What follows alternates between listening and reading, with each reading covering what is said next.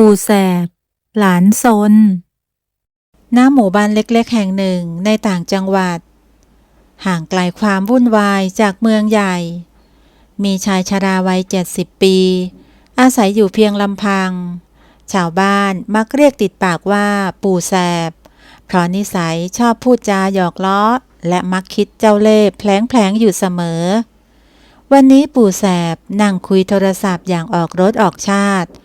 หัวเราะคิกคักลอดออกมาเป็นระยะว่าไงนะพรุ่งนี้จะมาหาปู่งั้นหรือได้ปู่จะรอนะหลังวางสายปู่แสบก็ยิ้มกริมกับตัวเองนึกถึงสารพัดแผนที่จะแกล้งหลานชายที่กำลังจะมาพักผ่อนที่บ้านในช่วงปิดเทอมจากนั้นไม่นานเสียงรถมอเตอร์ไซค์คันใหญ่ก็ดังขึ้นที่หน้าบ้านชายหนุ่มรูปร่างผอมบางในชุดวัยรุ่นทันสมัยก้าวลงมาก่อนทัทลาเข้ามากอดปู่แสบอย่างแรงปู่ครับผมคิดถึงปู่มากเลยครับอดใจรอถึงพรุ่งนี้ไม่ไหวแล้วก็เลยขี่รถมาเองจะได้เซอร์ไพรส์ปู่ด้วยไงครับโอ้ยเจ้าตัวดีนี่มันคิดถึงปู่ขนาดนี้เชียวเหรอปู่นี่ซาบซึ้งใจจริงๆ ทั้งคู่หัวเราะชอบใจแล้วก็เดินเข้าไปในบ้านพลางคุยกันถึงเรื่องที่โบ๊ทซนจนถูกโรงเรียนทำโทษบ่อยๆไอ้หลานตัวแสบยังไม่เลิกซนอีกเหรอปู่เพิ่งจะคุยโทรศัพท์กับแม่ของเองเมื่อเช้าเล่าให้ฟังหมดแล้วละอ้าวแหมผมก็แค่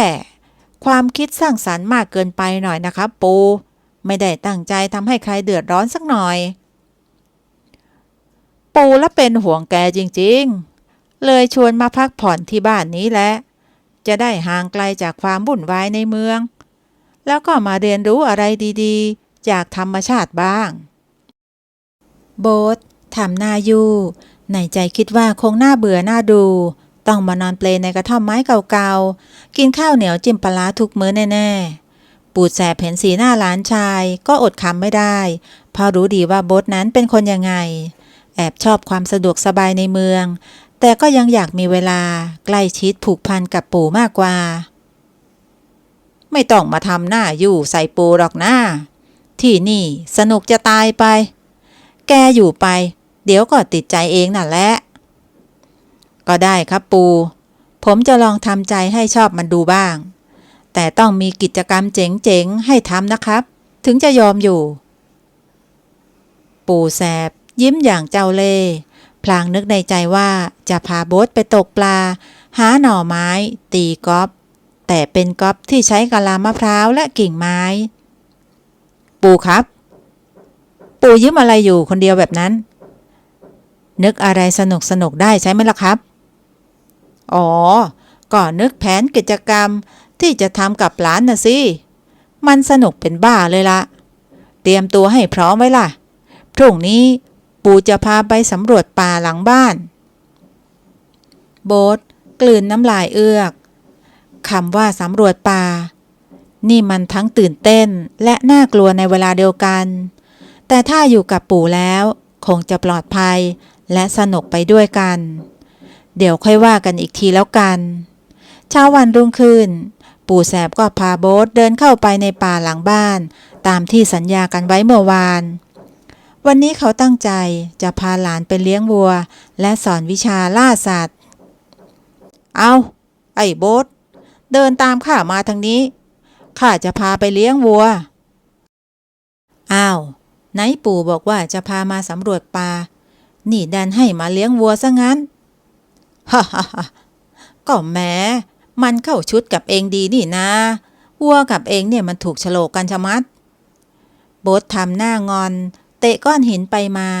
แต่ก็ยังเดินตามปู่แสบมาอย่างว่าง่ายเพราะในใจก็อยากรู้เหมือนกันว่าการเลี้ยงวัวมันจะเป็นยังไงทั้งคู่ค่อยๆย่องไปตามทางเรื่อยๆในไม่ช้าก็มาถึงทุ่งหญ้ากว้างที่มีวัวหลายตัวกำลังยืนเคี้ยวหญ้าอยู่กันอย่างเอื่อยเฉยเห็นไหมล่ะ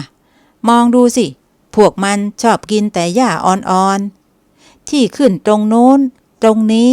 ไม่ค่อยสนใจหญ้าแก่ๆหรอกปู่รู้ได้ยังไง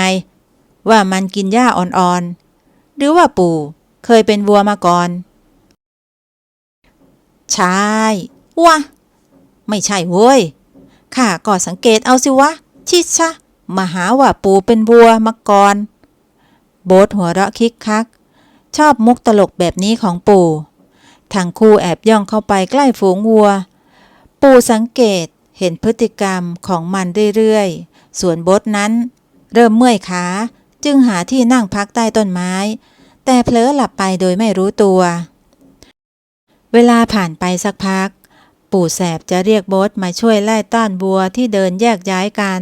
แต่กลับหาโบ๊ทไม่เจอพอมองไปรอบๆก็พบว่าวัวบางตัวหายไปจากทุ่งแล้วด้วยไอ้โบ๊ทเอ็งอยู่ไหนวะวัวหายไปหลายตัวแล้วเว้ยโบ๊ทสะดุ้งตื่นขึ้นมามองซ้ายแลขวาก่อนจะตะโกนตอบกลับไปหาอะไรนะครับลุงวัวหายเหรอครับแล้วจะทำยังไงดีล่ะก็ต้องตามหามันสิวะถ้ามัวแต่นอนหลับเดี๋ยวมันก็เดินหายเข้าไปในป่าหมดหรอกโบ๊ทรีบวิ่งไปหาปู่แสบใบหน้าเต็มไปด้วยความตื่นตระหนกเพราะกลัวว่าวัวจะหายเข้าไปในป่างั้นเราจะทำยังไงดีครับปู่เดี๋ยวผมจะช่วยเต็มที่เลยบอกมาเถอะครับว่าจะต้องทำยังไงก็อย่างแรกให้เองช่วยข้าหารอยวัวพวกนั้นมันจะบอกได้ว่าพวกมันไปทางไหนโบ๊ทรีบหันไปมองพื้นดินทันทีตรงไหนที่เห็นรอยกรีดเท้าวัวเขาก็ชี้ชวนให้ปู่ดูทั้งคู่ช่วยกันสืบหาร่องรอยไปเรื่อยๆจนพบว่านั่นไงรอยตีนวัวอยู่ตรงนั้นมันนำพาเข้าไปในป่าลึกแน่ๆผมขอโทษจริงๆครับปู่ที่ทำให้วัวหายแต่ผมสัญญาว่าจะตามหามันให้เจอนะครับ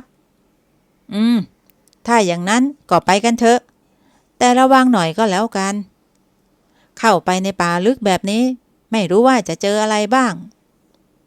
ทั้งสองเดินลุยเข้าไปในป่าทึบโบ๊ทตั้งใจเดินตามรอยกีบวัวไปเรื่อยๆแต่ก็ชักหวั่นๆกับเสียงแปลกๆรอบกายไอ้โบ๊ทแกได้ยินเสียงอะไรไหมวะข้าฟังไม่ค่อยถนัดมันคล้ายๆเสียงคำรามอย่างนั้นน่ะจริงด้วยครับปู่แล้วมันมาจากทางโน้นด้วยผมว่ามันเหมือนเสียงเสือมากกว่านะครับทั้งคู่ค่อยๆย่องเข้าไปดูก็พบเสือจริงๆแต่แทนที่มันจะดุร้ายกลับนอนหงายให้พวกเขาเกาพุงจากนั้นพวกเขาก็เจอบัวที่หายไปและพบว่ามันหายไปเพราะเจอหญ้าอ่อนแถวๆนั้นจำนวนมากโบ๊ทได้เรียนรู้วิธีหาบัวจนต้อนวัวกลับบ้านในที่สุดเช้าวันต่อมาวันนี้ปู่แสบตื่นแต่เช้าเดินไปปลุกโบ๊ทอย่างกระท่อมที่ยังนอนกรนอยู่ในมุ้งเฮ้ยไอ้หลานตัวดีตื่นได้แล้ววันนี้เราจะไปตกปลากันฮะไปตกปลาเหรอครับปู่แต่นี่มันบ่ายโมงแล้วนะอ้าวบ่ายโมงนี่มันช่วงเวลาตกปลาที่ดีที่สุดแล้วนะเว้ยปลาจะตื่นจากงีบกลางวันออกมาหากินพอดีถ้าอยากได้ตัวโตๆก็ต้องออกไปตอนนี้นั่นแหละโบ๊ทแปลกใจกับทฤษฎีหาปลาตอนบ่ายของปู่แต่ก็ยอมลุกขึ้นไปล้างหน้าแปรงฟันเตรียมตัวตามปู่ไปตกปลาวันนี้เราจะไปตกปลาที่ทุ่งนากลางหมู่บ้านกันฮะไปตกปลาที่ทุ่งนาเหรอครับไม่ใช่ที่แม่น้ำหรือว่าทะเลสาบเหรอครับปู่ฮ่าฮ่าเองนี่ช่างตลกเสียจริงก่อนในทุ่งนานะสิชาวบ้านเขาว่ากันว่ามันมีปลาศักดิ์สิทธิ์ขึ้นมาให้ตกทุกวันแต่ว่าอะไรครับปู่ต้องเป็นคนที่ใจบุญมีเมตตาเท่านั้นปลาถึงจะยอมให้ตกนะสิโหงั้นเราต้องทำยังไง ถึงจะตกปลาศักดิ์สิทธิ์ได้ล่ะครับง่ายนิดเดียวแค่เอาหนังสติ๊กไปติดตรงคันเบ็ดมันก็จะทำให้ปลาติดเบ็ดเราเองโบ๊ทฟังด้วยสีหน้างุนงงไม่ค่อยเชื่อสักเท่าไหร่แต่ก็เอากาวไปแปะหนังสติ๊กไว้ที่คันเบ็ดตามที่ปู่บอกตั้งใจว่าจะทดลองดูพอมาถึงทุ่งนาโบ๊ทก็นั่งรอปลาด้วยหนังสติ๊กของตัวเองส่วนปู่แสบก็ใช้เบ็ดธรรมดาปรากฏว่าปู่แสบนั้นตกปลาได้ตัวแล้วตัวเล่าทั้งปลาตะเพียนปลาช่อนแต่ฝั่งโบ๊ทกลับไม่มีวี่แววจนต้องมานั่งหงุดหงิดทำไมปลาไม่ยอมติดหนังสติ๊กของโบ๊ทเลยล่ะครับหรือว่าผมทำอะไรไม่ถูกก็ไม่รู้สิหรือว่าเป็นเพราะเองตัดสินใจทำผิดกฎของปลาศักดิ์สิทธิ์หรือเปล่าผิดยังไงเหรอครับผมก็ติดหนังสติ๊กไว้ที่เบ็ดแล้วนี่นะแหมปู่ก็แค่หยอกเล่นเท่านั้นเองจริงๆแล้วไม่มีเรื่องปลาศักดิ์สิทธิ์อะไรนั่นหรอกโบ๊ทอ้าปากค้างหน้าแดงกำ่ำที่โดนปู่หลอกซะได้งั้นทำไมปู่ถึงได้ปลาตลอดเลยล่ะครับก็เพราะปู่ใช้เหยื่อที่มันชอบไงเล่าส่วนเองดันไปใช้หนังสติ๊กมันก็เลยไม่กินนะสิไหนมานี่เดี๋ยวปู่จะสอนวิธีเลือกเหยื่อให้ดูจะได้ตกปลาเป็นกับเขาบ้างโบ๊ทก็เลยเข้าไปนั่งเรียนรู้วิธีเลือกเหยื่อจากปู่ทั้งไส้เดือนตัวอ่อนของแมลงวันหรือลูกกบว่าอย่างไหนปลาจะชอบกินมากกว่ากันจากนั้นทั้งคู่ก็นั่งตกปลาสนุกสนานด้วยกันบรรยากาศเต็มไปด้วยเสียงหัวเราะคุยกันเรื่องสัพเพเหระสลับกับที่ปู่แซวหลานเป็นระยะในที่สุดตอนเย็นพวกเขาก็ได้ปลามากพอที่จะเอากลับไปทำอาหารมื้อค่ำโบ๊ทภูมิใจในความสำเร็จในครั้งนี้แม้จะถูกปู่หลอกเล่นซะบ้างแต่ก็ได้ความรู้จากการตกปลาที่ถูกต้องกลับไประหว่างเดินทางกลับปู่แสบก็เห็นสายตาพึงพอใจของโบ๊ทจึงเอ่ยปากชวนขึ้นพรุ่งนี้ว่าไงล่ะจะไปตีกอล์ฟกันไหมตีกอล์ฟเหรอครับแต่นี่มันบ้านนอกนะครับปู่จะมีสนามกอล์ฟที่ไหนกันอ๋อแน่นอนไม่ใช่สนามกอล์ฟธรรมดาสักหน่อยแต่เป็นสนามกอล์ฟแนวธรรมชาติที่ใช้กะลามะพร้าวนะสิ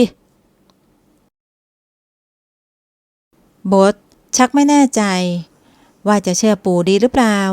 แต่ก็พยักหน้ารับอย่างว่าง่ายพร้อมคิดในใจว่าวันพรุ่งนี้จะต้องเจออะไรสนุกอีกแน่เช้าวันต่อมาคุณปู่ก็พาหลานชายเดินลัดเลาะไปยังหลังบ้าน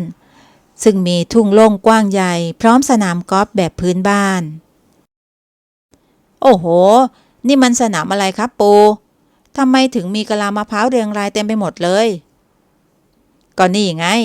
สนามกอล์ฟที่ปู่บอกละเราจะใช้กะลามะพร้าวและไม้กระบองตี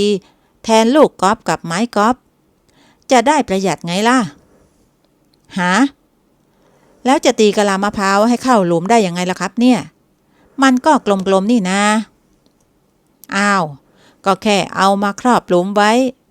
พอตีโดนกะลาปุ๊บก็เรียกว่าเข้าหลุมแล้วล่ะง่ายจะตายปู่แสบทำท่าตีกอล์ฟให้โบ๊ทดูเป็นตัวอย่าง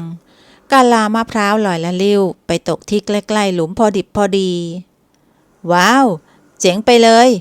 งั้นผมขอลองบ้างนะครับโบ๊ทคว้าไม้กระบองมาถือท่าทางกระตือรือร้นจับกะลามะพร้าววางไว้หน้าตัวเองเหวี่ยงไม้กระบองเต็มแรงแต่กลับฟาดเข้าไปโดนขาตัวเองอย่างจังปู่แสบขำกรากกับท่าทางของหลานชายแต่ก็เข้าไปดูอาการพร้อมสอนวิธีตีกะลาให้ถูกต้องโบ๊ทต้องซ้อมไปเรื่อยๆจากที่ตีไม่โดนสักทีพอถึงรอบที่5ก็เริ่มตีโดนแม่นขึ้น10 รอบต่อมาลูกกะลาก็ลอยไปตกใกล้กะลาหลุมได้อย่างสวยงามว้าวผมทำได้แล้ว ผมตีกะลาเข้าหลุมได้แล้วครับปู เยี่ยมเลย ได้เวลาประลองฝีมือแบบจริงจังกันแล้วละใครแพ้ก็ต้องยอมทำมาม่าให้อีกคนกินตอนเย็นนะสองปู่หลานเริ่มการแข่งขันตีกอล์ฟกะลามะพร้าวอย่างสนุกสนาน มีทั้งขำทั้งหยอกล้อกันไปมาท่ามกลางอากาศร้อนและเสียงจิ้งหรีดร้องรัวๆปู่แสบเล่นได้อย่างคล่องแคล่วตีกะลาลงหลุมได้หลายครั้งแถมยังมีลีลาท่าทางประหลาดกวนประสาทโบ๊ทเป็นระยะทำให้หลานชายหัวเสียตีพลาดไปบ้างเป็นบางครั้งแต่สุดท้ายก็สูสีกันจนกระทั่งมาถึงหลุมสุดท้ายปู่แสบนำหน้าโบ๊ทอยู่นิดนึงเขาตั้งสมาธิเต็มที่ไม่สนใจเสียงแซวของปู่ที่ดังมาจากข้างหลังแล้วก็ตวัดไม้กระบองเต็มแรงโอ้เย่ผมทำได้แล้วชนะแล้วโบ๊ทหัวเราะชอบใจรู้สึกภูมิใจที่ชนะปู่ได้ทั้งสองเดินคุยกันอย่างสนุกสนานกลับเข้าบ้านเพื่อไปทำมาม่าฝีมือปู่และกินกันอย่างหนำใจแม้วันนี้การแข่งขันจะจบลงแต่ความทรงจำดีๆในครั้งนี้จะอยู่ในความทรงจำของโบ๊ทตลอดไปก่อนจะเริ่มต้นวันใหม่ที่เต็มไปด้วยกิจกรรมสนุกๆกับปู่อีกครั้งเช้าวันสุดท้ายก่อนที่โบ๊ทจะเดินทางกลับปู่แสบก็ไม่ได้ปลุกโบ๊ทด้วยวิธีแผลงๆเหมือนทุกวันแต่ทิ้งให้หลานชายนอนตื่นสายโบ๊ทงัวเงียตื่นขึ้นมาตกใจที่ไม่เห็นปู่ในบ้านเขาวิ่งตามหาจนทั่วพบปู่กำลังนั่งเหม่ออยู่ในสวนปู่ครับทำไมวันนี้ปู่ไม่ปลุกผมล่ะครับปกติต้องปลุกด้วยวิธีแปลกๆทุกวันไม่ใช่เหรอก็วันนี้เป็นวันสุดท้ายแล้วปู่ก็เลยอยากให้เองได้พักผ่อนเต็มที่ไงล่ะอีกอย่างปู่ก็แอบเสียใจหน่อยๆนะที่เองจะกลับบ้านแล้วโบ๊ทรู้สึกตื้นตันใจกับคำพูดของปู่เขาเข้าไปกอดปู่เอาไว้แน่นผมเองก็อยากอยู่กับปู่ต่อแต่ต้องกลับไปเรียนแล้วนี่ครับไว้ปิดเทอมหน้าผมจะกลับมาหาปู่อีกเช่นเคยนะครับงั้นเหรองั้นเตรียมตัวให้ดีๆล่ะเพราะปิดเทอมหน้าปู่จะทำให้เองสนุกยิ่งกว่านี้ โบ๊ทยิ้มกว้างตาเป็นประกายวาววับด้วยความคาดหวังเขารู้ดีว่าความสนุกแบบปู่แสบนั้นมันสนุกขนาดไหนทั้งสองใช้เวลาที่เหลือไปกับการเดินเล่นในหมู่บ้านไปลาคนโน้นทีคนนี้ทีกินขนมที่ชาวบ้านนำมาฝากตกเย็นก็ได้เวลากลับกรุงเทพเจ้าโบ๊ทพอถึงบ้านแล้วอย่าลืมโทรหาปู่ล่ะไม่ต้องห่วงครับปู่ผมจะโทรหาปู่แน่นอนแล้วก็จะตั้งใจเรียนให้เก่งๆจะได้มาเล่าให้ปู่ฟังครับดีมากปู่รักหลานนะไอ้โบ๊ทผมก็รับปู่ครับสองปู่หลานสวมกอดกันแน่นก่อนที่โบ๊ทจะขับมอเตอร์ไซค์คู่ใจกลับกรุงเทพด้วยใจที่เบิกบานเมื่อถึงบ้านที่กรุงเทพเขาก็รีบโทรกลับไปหาปู่ทันทีทำให้คุณปู่มีความสุขในวัยใกล้ฝั่งทุกครั้งที่ปิดเทอมโบ๊ทก็จะกลับไปหาคุณปู่เป็นประจำทำให้ชายชรามีกำลังใจในการใช้ชีวิตต่อไปอย่างมีความสุขนิทานเรื่องชายชรากับม้าแก่ณหมู่บ้านแห่งหนึ่งมีชายชราผู้หนึ่งชื่อว่าลุงจรเขาใช้ชีวิตเรียบง่ายอยู่กับม้าแก่ที่ซื่อสัตย์ของเขาทั้งสองผ่านร้อนผ่านหนาวมาด้วยกันเนิ่นนานจนผูกพันราวกับเป็นครอบครัวเดียวกันอีธานวันนี้เธอยังสวยเหมือนเดิมเลยนะลุงจรลูบหัวม้าของเขาอย่างทนุถนอมก่อนจะจูงมันออกไปยังทุ่งหญ้ากว้างเพื่อหาหญ้ากินทว่าเนื่องจากความชราภาพ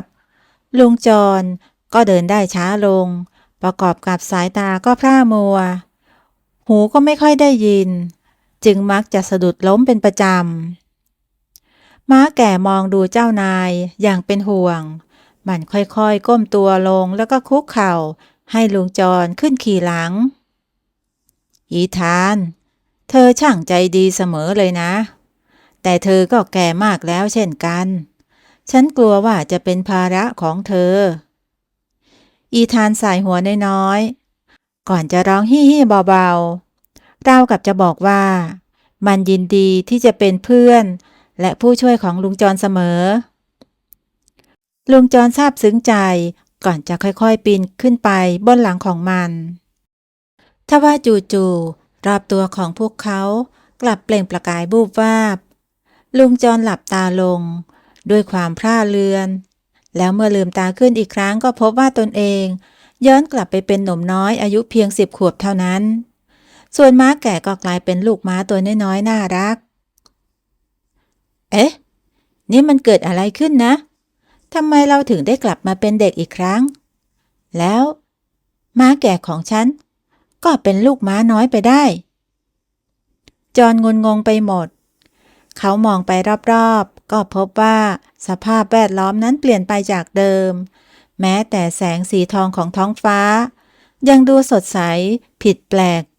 เหมือนเวลาที่ได้ย้อนกลับไปในอดีตจริงๆจอห์นจับม้าตัวน้อยของเขากอดเอาไว้เพื่อให้รู้สึกอุ่นใจและปลอดภัยขึ้น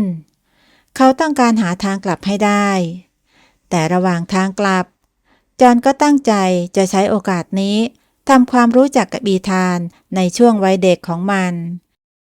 ทั้งสองจะได้เป็นเพื่อนที่ดีต่อกันยิ่งขึ้นอีธานเราต้องผจญภัยกันหน่อยแล้วนะเพื่อหาทางกลับไปสู่เวลาปัจจุบันของเราแต่ไม่ต้องห่วงนะเรามีกันและกันไม่ว่าจะเกิดอะไรขึ้น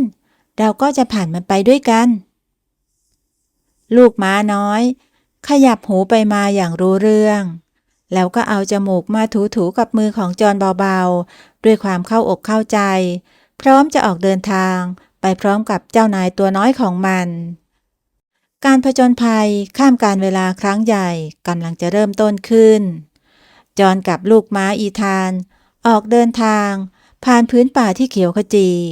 แสงอาทิตย์อ่อนๆสาดส่องผ่านใบไม้สร้างความรู้สึกสดชื่นให้กับทั้งคู่ระหว่างทางจอห์นก็เก็บเห็ดเก็บผลไม้มากินเป็นอาหาร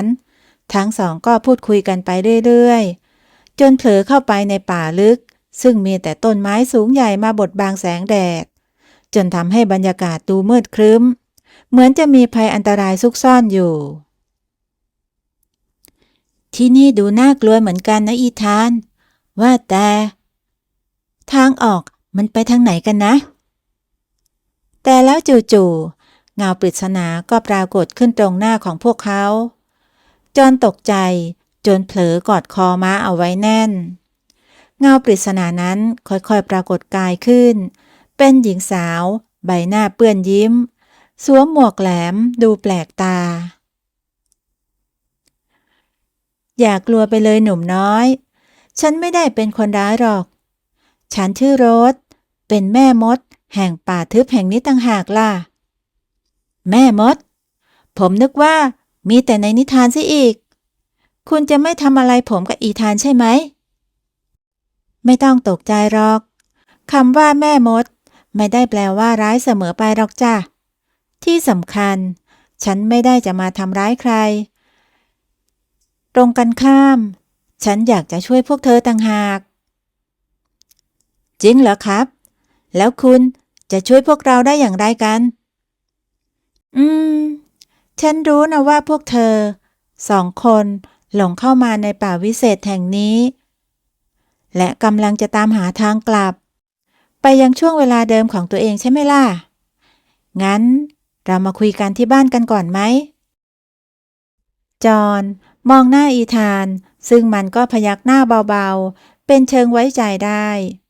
ทั้งสองจึงตามโรสไปยังกระท่อมเล็กๆกลางป่าซึ่งมีของวิเศษเต็มไปหมดทั้งหม้อปรุงยาไม้กายสิทธิ์และลูกแก้ววิเศษฉันรู้ทางกลับไปยังเวลาของพวกเธอนะแต่มันก็ไม่ได้ง่ายอย่างที่คิดเธอต้องตามหาส่วนผสมวิเศษ4 อย่างมาให้ฉัน ฉันถึงจะช่วยพวกเธอได้สี่อย่างที่ว่ามีอะไรบ้างครับ ก็ได้แก่ ผลมะคัดสีทองจากสวนลึกลับ อย่างที่สองกลีบดอกไม้สีรุ้งจากทุ่งดอกไม้ร้อยสี อย่างที่สามขนนกฟินิกซ์แดงจากภูเขาไฟนรก และอย่างสุดท้ายก็คือ หยดน้ำแห่งชีวิตจากน้ำตกศักดิ์สิทธิ์จ้ะโห ดูเหมือนจะหายากมากเลยนะครับ แต่ผมจะพยายามไปตามหาให้ได้ ฉันเชื่อว่าเธอทำได้จ้ะจงออกไปตามหาให้พบ แล้วเราจะได้กลับมาเจอกันอีก หากเธอต้องการคำแนะนำก็มาหาฉันได้ที่นี่เสมอ ขอบคุณมากครับ คุณโรส ผมกับอีธานจะออกเดินทางตามหาเดี๋ยวนี้ แล้วเจอกันใหม่ครับ จอห์นบอกลาโรส จากนั้นก็ขี่หลังอีธานออกเดินป่า สู่ดินแดนอันไกลโพ้น เพื่อตามหาวัตถุวิเศษทั้ง4ชนิด การผจญภัยที่แท้จริงได้เริ่มต้นขึ้นแล้ว โชคดีนะหนูน้อย ขอให้เทพเจ้า ปกป้องเธอ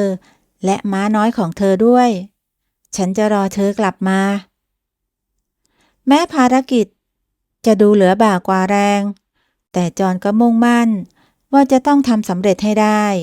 เพื่อที่เขาจะกลับไปเป็นชายชราเหมือนเดิม และอีธานก็จะได้ไปเป็นม้าแก่คู่ใจของเขา จอห์นและอีธานเดินทางมาถึงชายป่า ที่ซึ่งเป็นที่ตั้งของสวนลึกลับตามคำบอกเล่าของแม่มดโรส สวนแห่งนี้ถูกปกคลุมไปด้วยหมอกควันสีเทาหนาทึบ บรรยากาศดูวังเวง และน่าขนลุกอย่างประหลาด จอห์นลงจากหลังอีธานสองเท้าแตะพื้น สูดลมหายใจเข้าลึกๆ พยายามสลัดความกลัวทิ้งไป แล้วหันไปบอกเพื่อนรักตัวน้อยของเขา อีธาน เราต้องกล้าเข้าไปนะ ลูกม้ารับรู้ถึงความกังวลใจของจอห์น มันจึงเอาจมูกมาถูแก้มของจอห์นเบาๆ ราวกับจะให้กำลังใจ จอห์นยิ้มอย่างอบอุ่น ก่อนจะจูงอีธานเดินฝ่าม่านหมอกเข้าไปในสวนแห่งนั้น ภายในนั้นเต็มไปด้วยพืชพันธุ์แปลกตาที่ไม่เคยพบเจอมาก่อน มีทั้งดอกไม้หลากสี และผลไม้รูปร่างประหลาด บางชนิดมีหนามแหลมคมราวกับเล็บเสือ บางพันธุ์มีกลิ่นหอมหวานจนน่าหลงไหล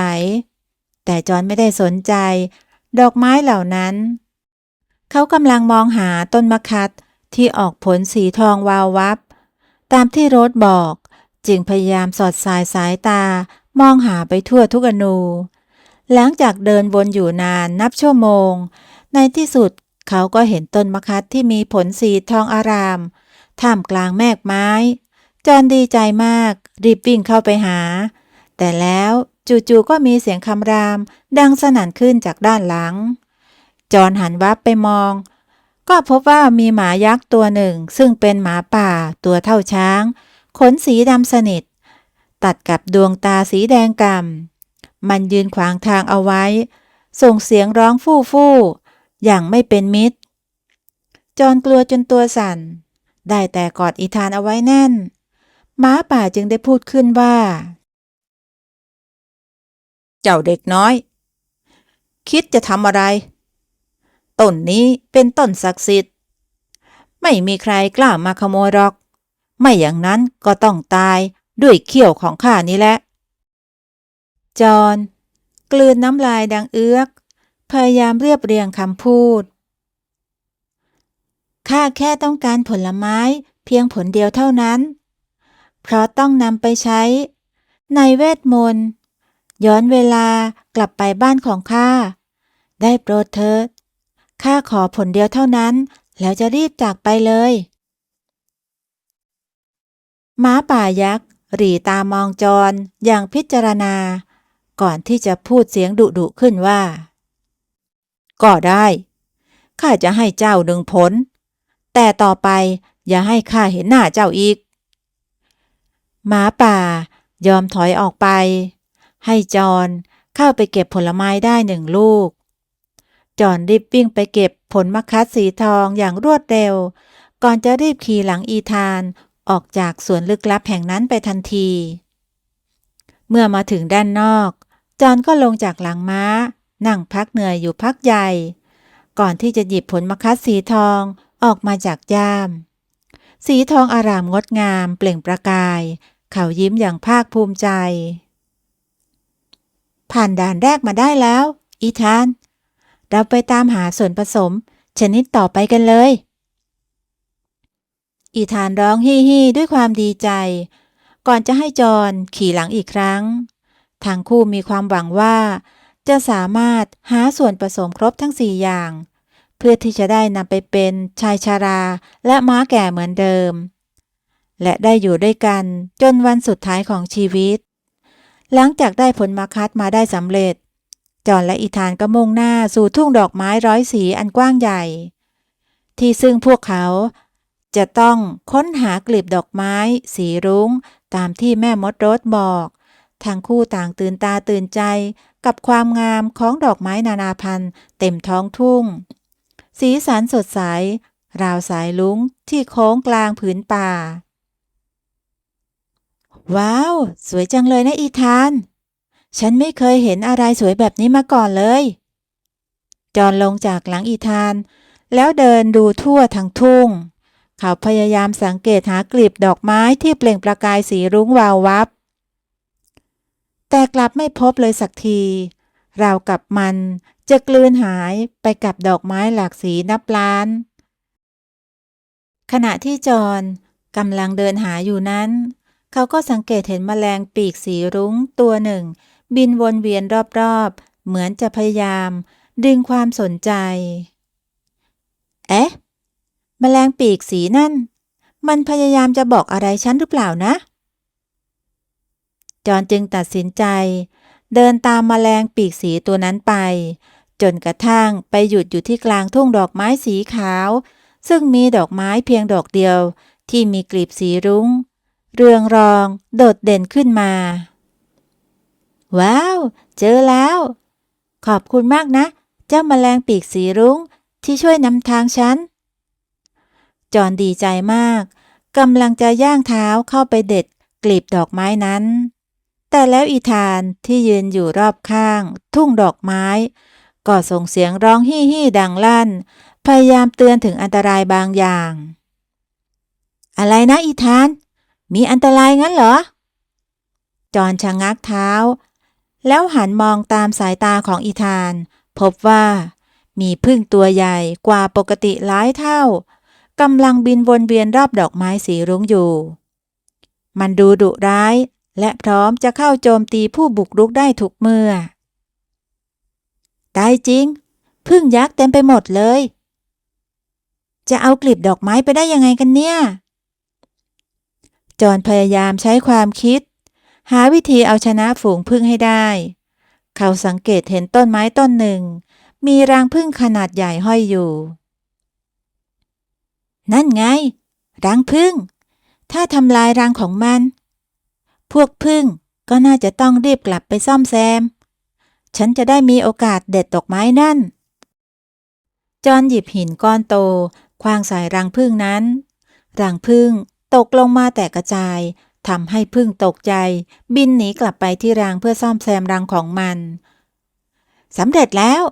รีบหน่อยอีธานรีบไปเอาดอกไม้กันเถอะจอห์นฉวยโอกาสนี้รีบวิ่งฝ่าทุ่งดอกไม้สีขาวเข้าไปเด็ดกลีบดอกไม้สีรุ้งมาอย่างรวดเร็วทันใดก่อนที่ฝูงผึ้งจะรู้ตัวและบินกลับมาอีก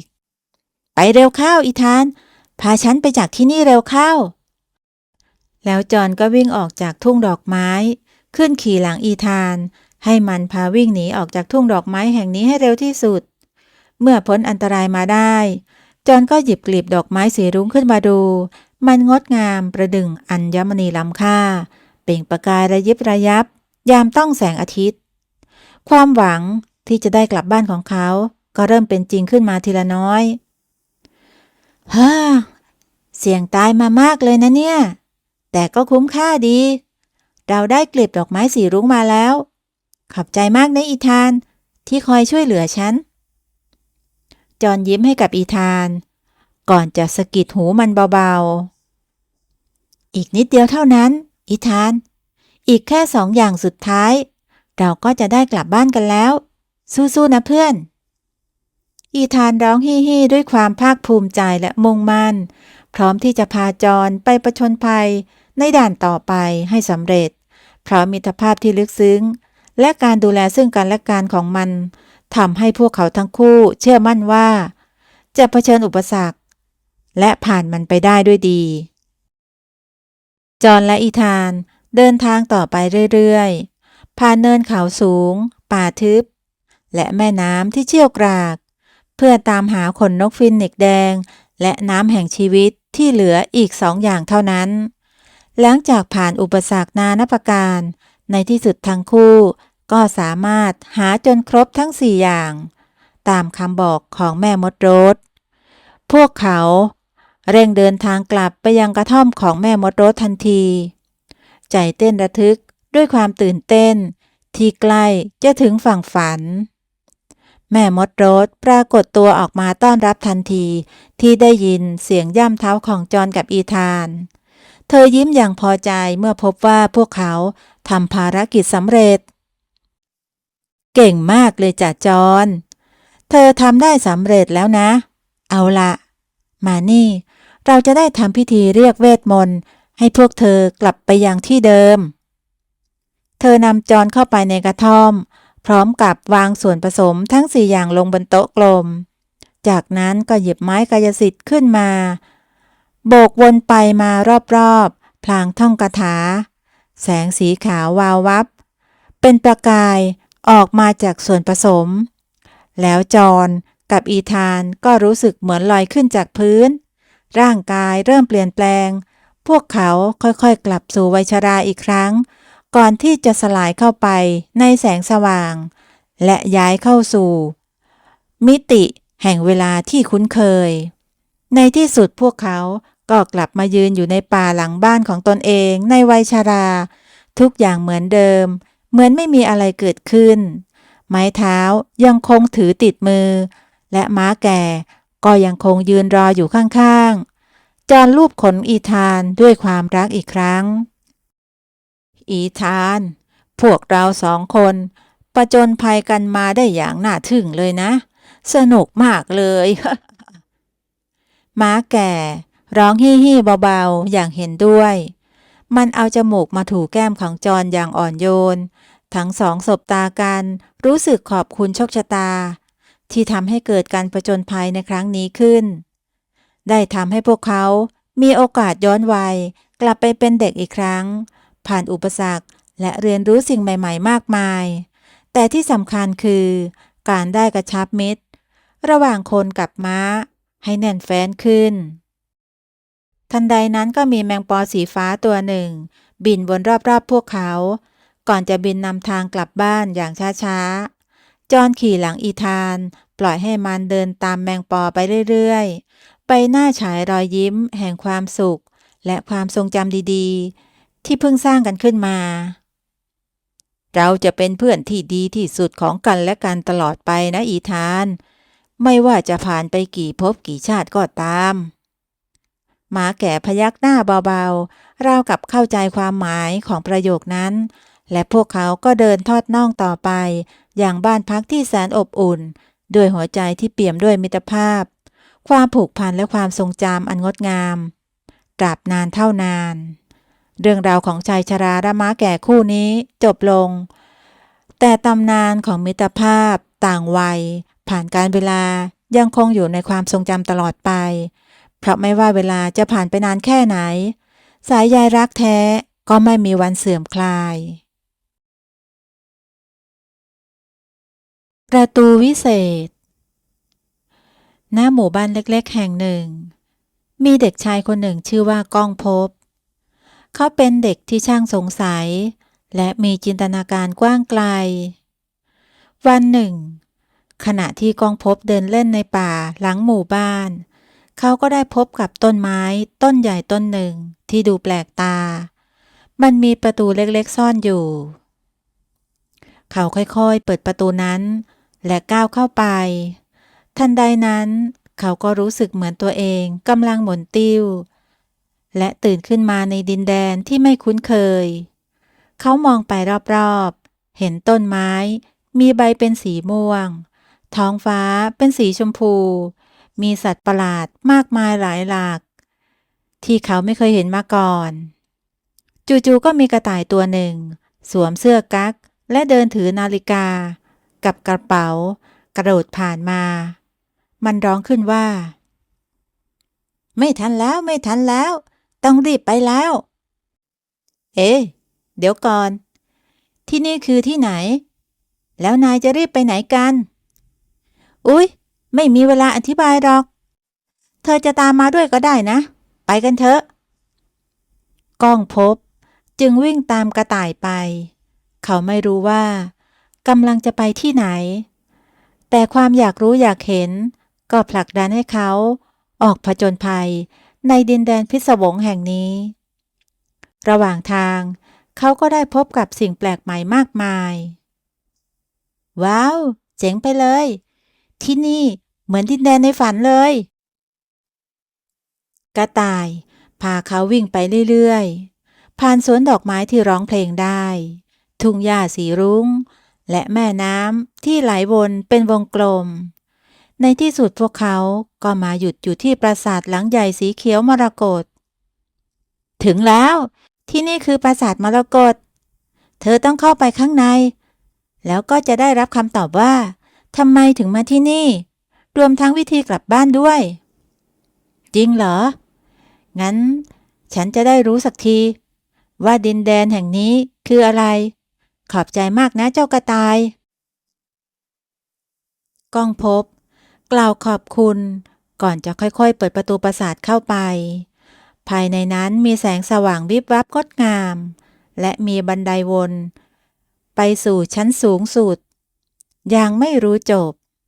เขาสูดหายใจเข้าลึกแล้วเริ่มก้าวเดินขึ้นบันไดด้วยความตื่นเต้นว่าจะได้พบอะไรรออยู่ข้างบนโดยไม่รู้เลยว่านี่เป็นเพียงจุดเริ่มต้นของการผจญภัยครั้งยิ่งใหญ่และคำตอบที่รอเขาอยู่จะเปลี่ยนแปลงชีวิตเขาตลอดกาลก้องพบก้าวขึ้นบันไดวนไปเรื่อยๆจนกระทั่งถึงประตูบานใหญ่บนสุดเขาค่อยๆผลักประตูเข้าไปและพบว่าตัวเองกำลังยืนอยู่ในห้องโถงกว้างใหญ่และหรูหราตรงกลางมีบัลลังก์ประดับด้วยอัญมณีประกายวาววับและบนบัลลังก์นั้นที่นั่งอยู่ก็คือหญิงสาวรูปงามในชุดราชินียินดีต้อนรับสู่ดินแดนมหัศจรรย์เจ้าหนูน้อยเจ้ามาที่นี่ได้อย่างไรกันสวัสดีครับผมเปิดประตูต้นไม้เข้ามาแล้วก็มาโผล่ที่นี่ล่ะครับแต่นี่มันดินแดนอะไรกันครับทำไมผมถึงมาอยู่ที่นี่ได้ราชินีลุกขึ้นจากบัลลังก์เดินเข้ามาหาเขาและยิ้มให้อย่างมีเมตตาที่นี่คือดินแดนแห่งจินตนาการซึ่งเกิดจากความฝันและความคิดสร้างสรรค์ของเด็กๆทั่วโลกและเจ้าก็เป็นหนึ่งในเด็กที่มีพลังพิเศษในการเชื่อมต่อกับที่นี่หมายความว่าอย่างไรครับนี่ผมฝันไปเหรอครับเนี่ยไม่ใช่จ้ะนี่คือดินแดนที่มีอยู่จริงแต่เป็นอีกหนึ่งมิติที่ซ่อนทับกับโลกความเป็นจริงของเจ้าอย่างที่บอกมีแค่เด็กบางคนที่มีจิตใจบริสุทธิ์และเปี่ยมไปด้วยจินตนาการเท่านั้นที่จะมาที่นี่ได้โหผมเป็นคนพิเศษขนาดนั้นเลยเหรอครับแต่ผมจะกลับบ้านได้ยังไงล่ะแม่ผมเป็นห่วงแย่แล้วราชินียิ้มให้อีกครั้งก่อนจะหยิบกุญแจทองคำขึ้นมาอย่ากังวลไปเลยการผจญภัยของเจ้าที่นี่จะไม่กระทบกับเวลาที่บ้านของเจ้าหรอกและถ้าอยากกลับก็เพียงแค่เอากุญแจดอกนี้ไขที่ประตูมรกตด้านนอกปราสาทเจ้าก็จะกลับสู่โลกของเจ้าได้ทันทีก้องพบรับกุญแจมาด้วยความดีใจแต่แล้วก็นึกอะไรขึ้นมาได้แล้วตอนนี้ผมต้องทำอะไรล่ะครับ ราชินีพอจะมีภารกิจให้ผมทำไหมช่างเป็นเด็กที่ใส่ซื่อน่ารักจริงๆมีสิ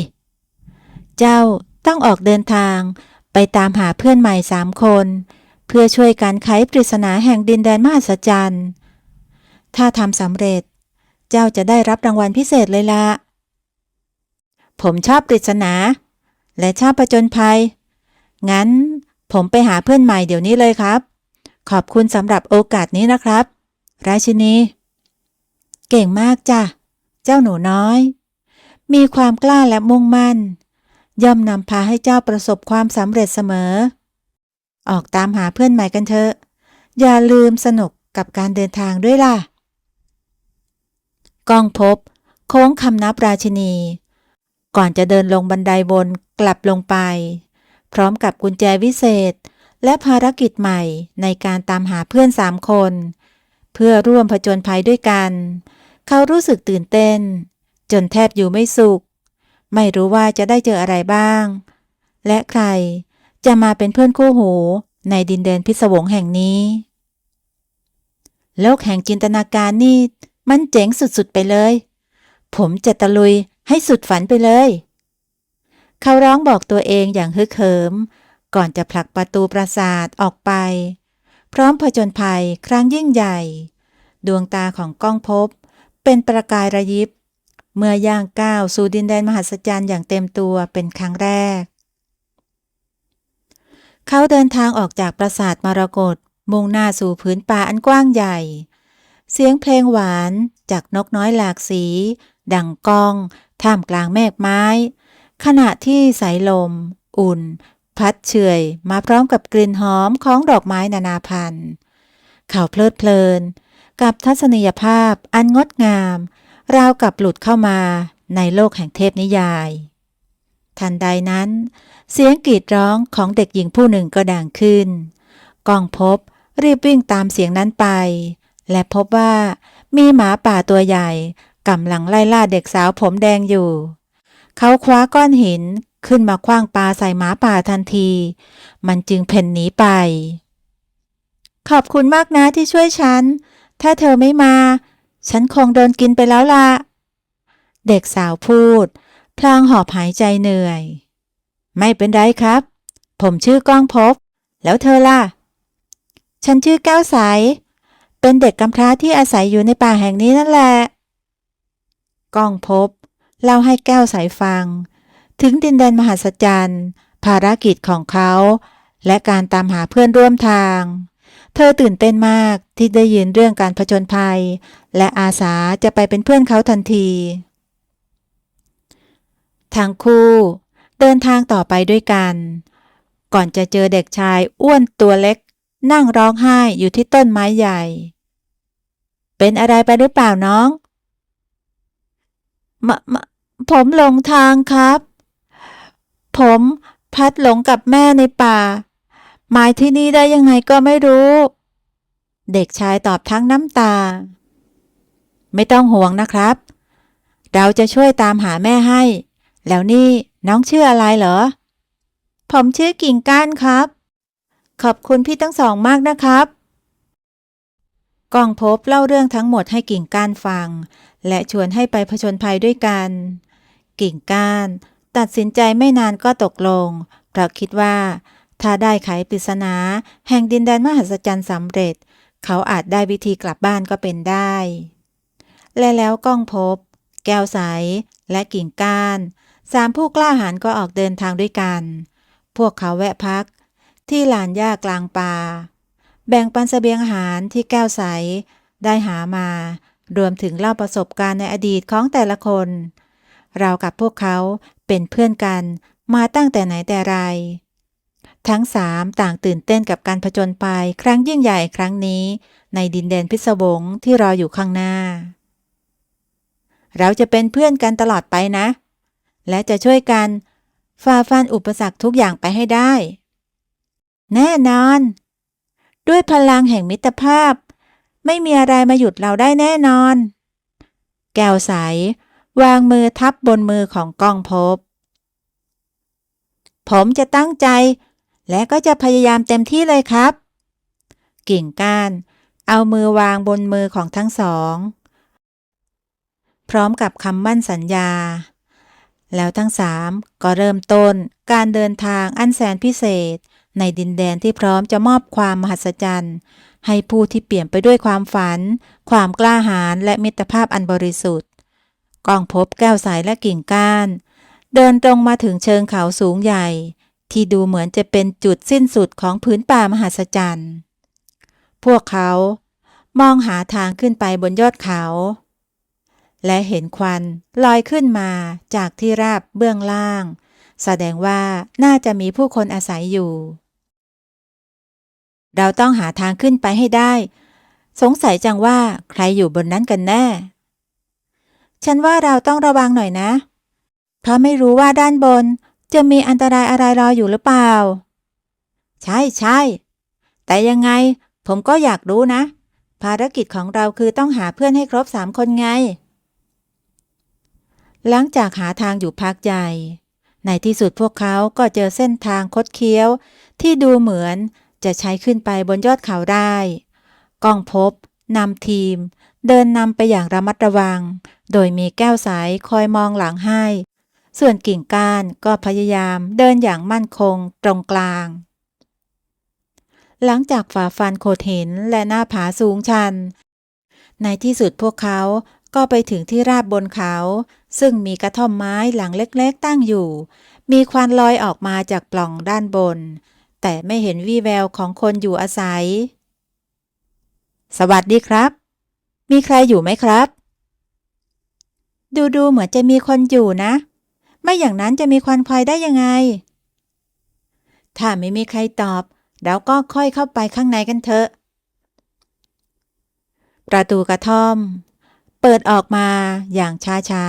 ๆเด็กหนุ่มผิวสีแทนรูปร่างกำยำมือถือไม้คทาในชุดคล้ายนักรบโบราณก้าวออกมาสีหน้าดูไม่เป็นมิตรนักพวกเจ้ามาทำอะไรกันที่นี่วิญญาณแห่งขุนเขาไม่ต้อนรับผู้บุกรุกอย่าเพิ่งโกรธเลยเราเป็นผู้มาเยือนที่ไม่ได้มีเจตนาร้ายฉันชื่อก้องพบนี่แก้วใสและกิ่งก้านเรา3 คนกำลังตามหาคนร่วมผจญภัยด้วยกันใช่ค่ะเรากำลังจะไขปริศนาดินแดนมหัศจรรย์ถ้าคุณสนใจก็มาร่วมทางเดินกับเราสิดูเหมือนคุณจะเก่งและแข็งแรงมากเลยน่าสนใจดีนะเอาละฉันชื่อปกรณ์เป็นนักรบประจำเผ่าขุนเขานี้มีหน้าที่ปกป้องผืนป่าโหดีจังที่ได้เจอคุณพวกเราอยากให้คุณมาร่วมเดินทางกับพวกเราจะได้ครบ3 คนพอดีฮ่าตกลงข้าจะไปกับพวกเจ้าฟังดูเป็นการผจญภัยที่ยิ่งใหญ่เลยทีเดียวเย้ทีมเราครบ3 คนแล้วนะผู้กล้าแห่งดินแดนมหัศจรรย์ผจญภัยครั้งนี้ต้องสนุกแน่ๆเลยไปกันเลยทั้ง4 คนจับมือกันแน่นก่อนจะก้าวเดินพร้อมใจกันลงไปจากเขาด้วยสปิริตของนักผจญภัยตัวจริงความตื่นเต้นปนระทึกเต็มเปี่ยมในใจทุกคนเพราะพวกเขาไม่อาจรู้ได้เลยว่าการไขปริศนาที่รอคอยอยู่นั้นจะนำพาพวกเขาไปพบเจออะไรบ้างแต่หนึ่งสิ่งที่มั่นใจคือมิตรภาพและความกล้าหาญในจิตใจจะทำให้ทุกอย่างเป็นไปได้ในดินแดนแห่งจินตนาการอันไร้ขอบเขต4 สหายเดินทางกลับมายังปราสาทมรกตอีกครั้งพร้อมกับความภาคภูมิใจที่ได้ครบทีมสมาชิกผู้กล้าก้องพบนำกุญแจวิเศษไขประตูเข้าไปก่อนจะนำทุกคนเข้าเฝ้าราชินีด้วยใบหน้ายิ้มแย้มเก่งมากเลยจ้ะพวกเจ้าทำได้สำเร็จพร้อมแล้วสินะสำหรับการไขปริศนาเพื่อปกป้องดินแดนมหัศจรรย์ก้องพบและผองเพื่อนต่างพยักหน้ารับในดวงตาเต็มเปี่ยมไปด้วยความมุ่งมั่นราชินีโบกไม้กายสิทธิ์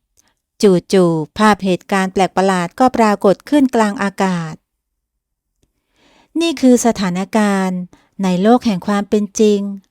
พวกเจ้าต้องออกไปเผยแพร่พลังแห่งจินตนาการในหมู่มนุษย์ โดยการคิดนิทานแล้ววาดภาพส่งต่อไปให้ถึงมือพวกเขาสี่สหายต่างตกตะลึงกับภารกิจที่ได้รับ แต่ก็พร้อมใจกันรับปากทำทันที เราจะช่วยกันคิดนิทานที่สนุกที่สุดและวาดรูปให้สวยงามที่สุดเท่าที่จะทำได้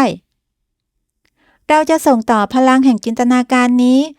เพื่อช่วยเหลือดินแดนที่เรารักยิ่ง ภารกิจนี้เหมาะกับพวกเรามาก ไม่มีอะไรจะดีไปกว่าการได้สร้างสรรค์สิ่งดีๆ ด้วยมิตรภาพที่เหนียวแน่นของพวกเรา ทุกอย่างจะต้องสำเร็จได้แน่นอนสามหนุ่มน้อยกับหนึ่งสาวน้อยตั้งหน้าตั้งตาลงมือทำหนังสือนิทานอย่างขมักเขม้นผลัดกันคิดเรื่องราว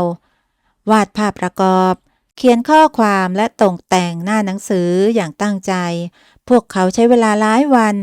จนได้นิทานเล่มสวยที่เต็มไปด้วยเรื่องราวมหัศจรรย์ และวันที่แจกจ่ายนิทานก็มาถึง ก้องภพและผองเพื่อน ต่างนำนิทานไปให้เด็กๆในโรงเรียน และชุมชน ทุกคนที่ได้อ่านล้วนชื่นชอบเป็นอย่างมาก จนกลายเป็นกระแสไปทั่วทั้งเมือง แผ่นดินสั่นสะเทือนเบาๆ พร้อมกับแสงสว่างสีรุ้งที่สาดส่องเข้ามาจากท้องฟ้ารอยยิ้มปรากฏบนใบหน้าของผู้คน